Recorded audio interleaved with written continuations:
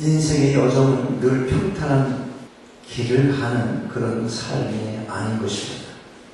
부딪히고 깨어지고 상처받고 치유받고 또 그러다가 넘어지고 또 일어나고 그러면서 살아가는 겁니다.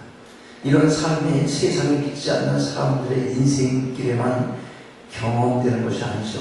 하나님을 믿는 우리의 인생길도 마찬가지입니다. 생각해 보십시오. 사실 보면 우리들 나의 삶도 여러분의 삶도 그렇지 않습니까? 좀 나아진 것 같아서 한시름 놨다 싶으면 생각지도 않은 일이 터져서 힘든 시간 보내게 되기도 합니다. 문제가 좀 어렵게라도 풀릴 실마리가 보이면 그래도 괜찮습니다. 그런데 도무지 길이 안 보일 때도 있어요. 답이 전혀 보이지 않습니다.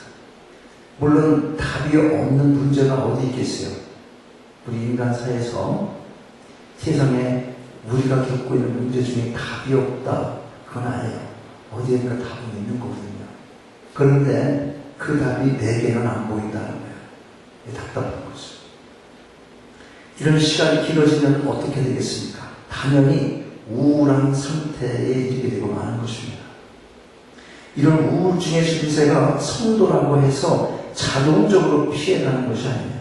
이런 마음의 우울을 경험한다고 해서 믿음이 없다거나 아니면 믿음이 적다거나 하는 식으로 정죄하는 마음으로 바라봐서는 안 될 것이에요. 흔히 우리가 우울증 하면 자살을 머리에 떠올려요. 이것은 엄밀히 말하면 단순한 우울증이라기보다는 거기서 한 걸음 더 나아간 상태예요. 그냥 병명으로 우울증이라고 하는 거지.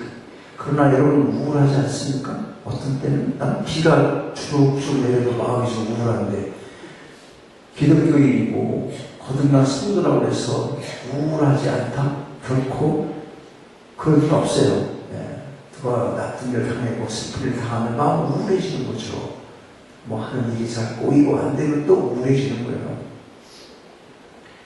문제는 자살로 이르게 되는 이 우울증 증상이라는 것, 이건 병명인데 그것은 이 우울이라는 그거를 넘어서서 어떤 상태가 되냐면 낙심의 상태 또는 절망이라는 상태, 그런 상태에 이르는 것, 그것을 우리가 훨씬 더 이 자살에 이르는 병명을 말할 때 낙심이나 절망이라는 단어가 어울리겠다, 그렇게 우리가 생각해 볼 수가 있는 것입니다. 낙심이라는 말, 문자적 뜻이 뭐예요? 떨어질 낙자를 쓴단 말이죠. 마음의 힘자야. 그러니까 무슨 말이에요 이게? 마음이 떨어졌다. 마음이 떨어졌어. 그러니까 내 속에 마음이 있어요? 없어요? 마음이 없어요. 마음의 기능이 없어진 상태가 된 거죠. 이 말은 다시 더 이상 소망이 없다는 의미죠. 곧 절망의 상태예요. 그러니까 매사에 의욕이 없습니다. 뭐라도 의지해서 당연한 문제를 해결하려 하는 마음이 전혀 내 속에 없다고 하는 것입니다. 모든 걸 포기한 상태죠. 실로 우울함으로 시작되는 이 낙심은 아주 무서운 병인 것이 틀림없습니다. 우리 믿는 자들에게 있어서 단순한 우울함의 상태를 지나서 이러한 낙심의 상태, 절망의 상태에 이르게 된다면 그건 참으로 위험한 일이 아닐 수가 없습니다. 믿음까지를 파산하게 되는 상태에 이룰 수 있게 되는 그런 것입니다. 이러한 믿음이 처음부터 가짜였는지에 대한 문제는 다른 차원이에요. 그것은 하나님의 영역이에요. 우리가 그걸 말할 수는 없어요. 우리는 믿어라, 그냥 믿는 거고, 믿음 떨어지면 안 된다, 그럼 떨어지면 안 되는 줄 아는 거거든요. 그러니까 미리 속단해서 처음부터 하나님의 택한 자가 아니었나 보죠. 이렇게 단순하게 생각하면 우리가 이 땅에서 무엇을 내 의지를 가지고 살아야 될 어떤 도전적인 영향을 전혀 받지 못하는 거예요. 분명한 것은 믿음의 파산은 멸망이라는 사실이에요. 한국에서 또 자살 소식이 들려왔죠. 서안종 대학원생 회장인데 알고 보니까 이 사람이 또 장로라고 해요.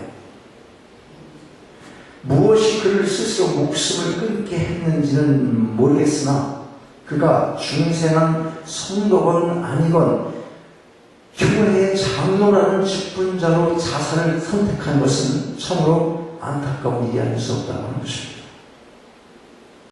오늘 본문은 우리가 힘을 잃고 마음의 우울을 경험할 때 얻어야 할 하나님의 위로의 말씀을 이사야를 통해서 전해주고 있습니다.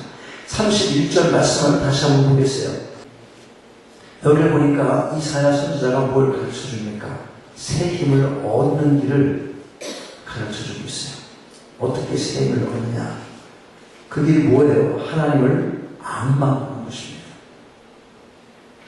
그러면 우리가 앙망해야 하나님, 우리가 소망을 가져야 하나님, 그분이 과연 누구시기에 우리에게 새 힘을 주실 수가 있으십니까? 이 시간 과연 그분이 누구신지, 누구시길래 그렇게 우리에게 새 힘을 주시는지, 그것을 살펴볼 때 혹시라도 여러분에게 우울한 마음이 있다면 위로를 받으시고 새 힘을 얻으실 수 있기 바랍니다. 첫째로 하나님은 우리의 사정을 잘 아시는 분이시고요.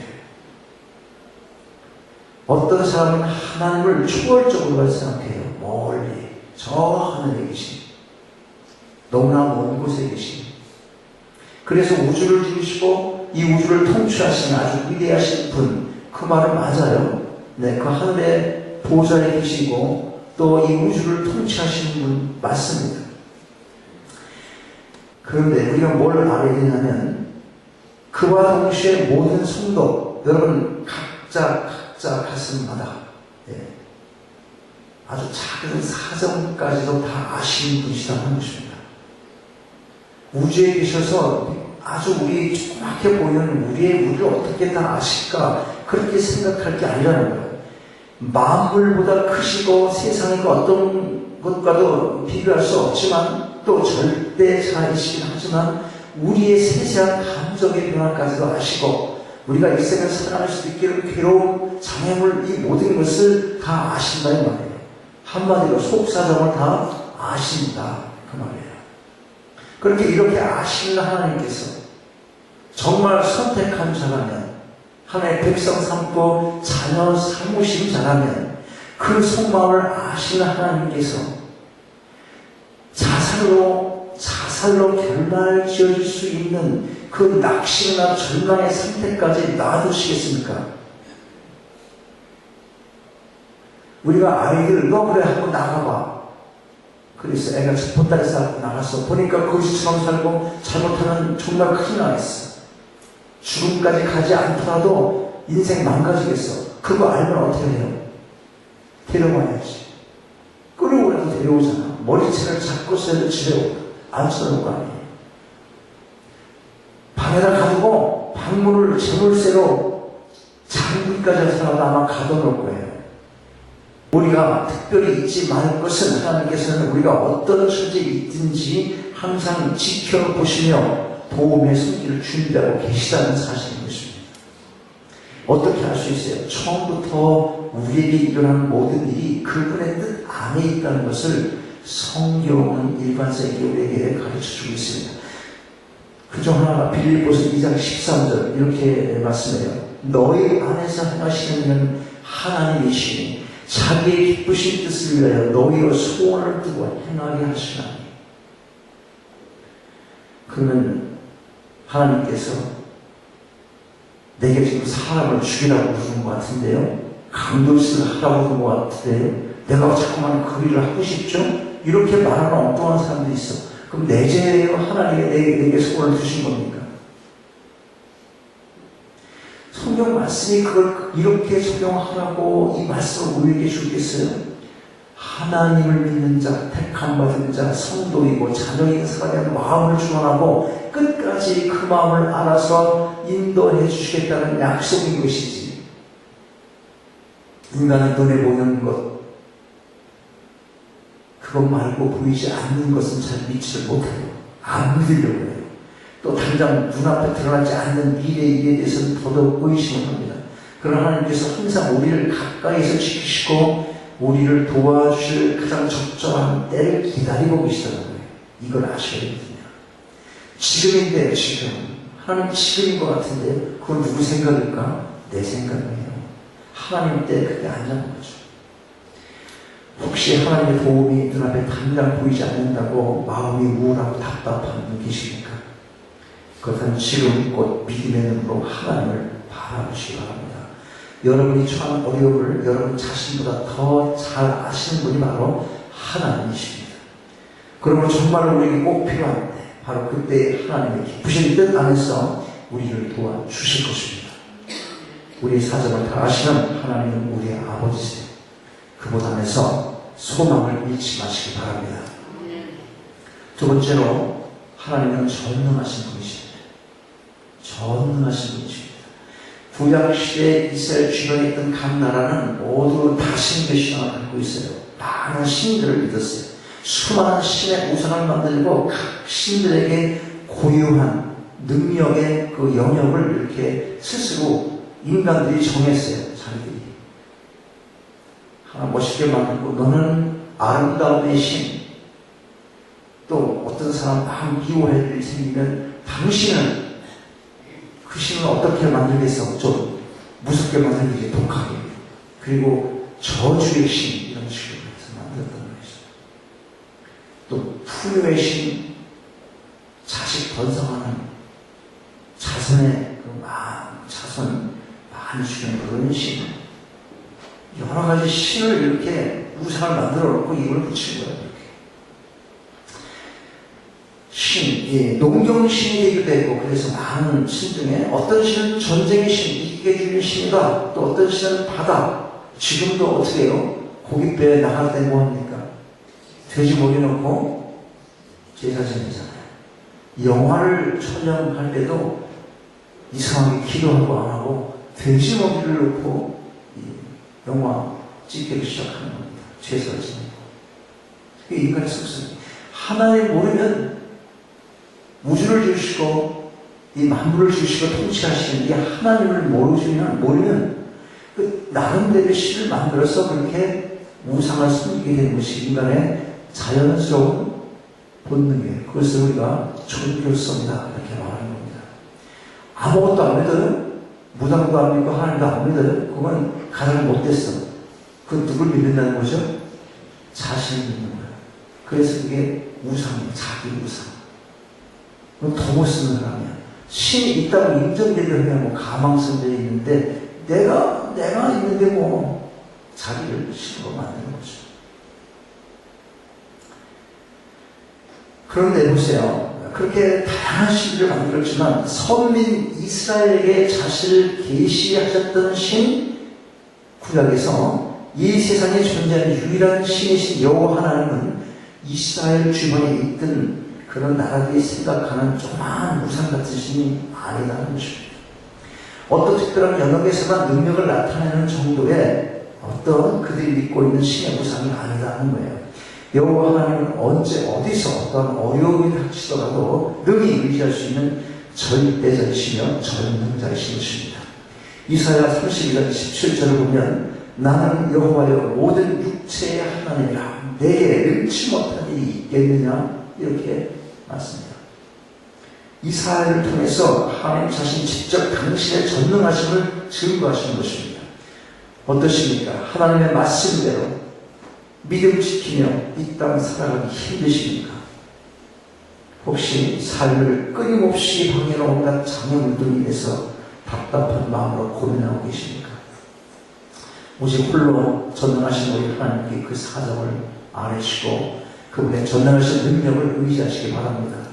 낙심이나 절망은 하나님의 능력을 온전히 의지하지 못하고 있다는 것을 스스로 드러내는 증거가 되는 것입니다.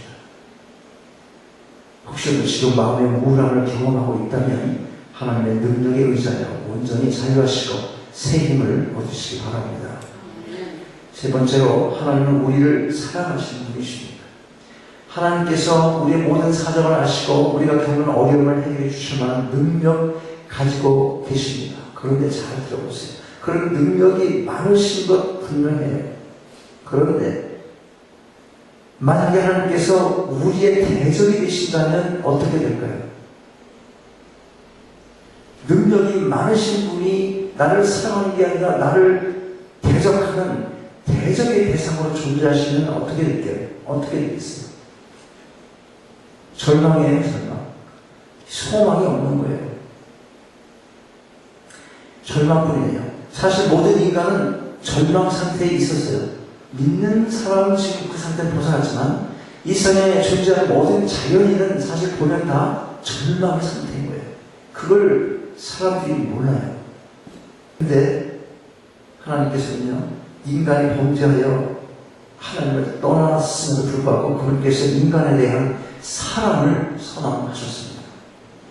요한일서 9장 1서 9절 말씀 보니까 이렇게 질문을 해요. 사랑에 대해서.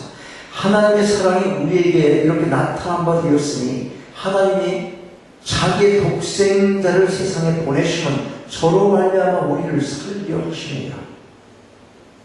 죄로 인해서 하나님과 대적이 되고 원수가 되었던 그런 신분이었는데 그 능력으로 우리를 처벌하려고 하는 게 아니고 멸망하려고 하는 게 아니고 살리시기 위해서 그 아들 예수 그리스도를 이 땅에 보내셨다는 겁니다. 하나님께서는 우리를 사랑하십니다. 하나밖에 없는 독생자를 화목제로 삼으시기까지 우리를 사랑하고 계십니다. 이런 하나님의 사랑에 불구하고 어찌 우리가 우울한 마음을 다스리지 못하고 좌절할 수 있겠습니까? 하나님의 사랑은 모든 죄악을 이기고 모든 악한 자의 손길을 막아주십니다.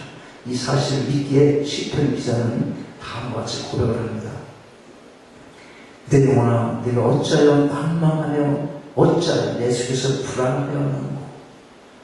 너는 하나님을 바라라. 나는 내 얼굴을 도우시는 내 하나님을 오히려 찬송하리로다. 그렇습니다. 하나님께서 사랑하시는 자에게 낭만이란 있을 수가 없습니다. 절망이란 있을 수가 없어요. 물론 갖가지의 여러 환난 속에서 신앙을 지켜나간다는 것, 그거 말처럼 쉽지 않은 게 사실이에요. 그러나 때때로 실패를 하고 넘어질지라도 그때마다 다시 일어서며 근데 낭만치 않고 낙심치 않고 절망하지 않아야 할 것입니다. 어떻게 그렇게 할 수 있어요? 어떻게? 오늘 본문 31절 말씀 보세요. 다시 한번 읽겠습니다. 같이 읽겠습니다. 같이 31절 말씀 큰 소리로 시작. 오직 여호와를 안망하는 자는 새 힘을 얻으리니 독수리에 날개치며 올라감 같을 것이요 다른 박수를 하여도 곤비치 아니하겠고 걸어가도 피곤치 아니하리로다. 여러분 모두가 여호와 하나님을 안망하심으로 새 힘을 얻으시기 바랍니다. 그래서 우울함을 극복하시고 앞에 있는 문제를 해결하시며 이 힘든 세상 날마다 승리 가운데 힘있게 살아갈 수 있기를 주님의 이름으로 축원합니다.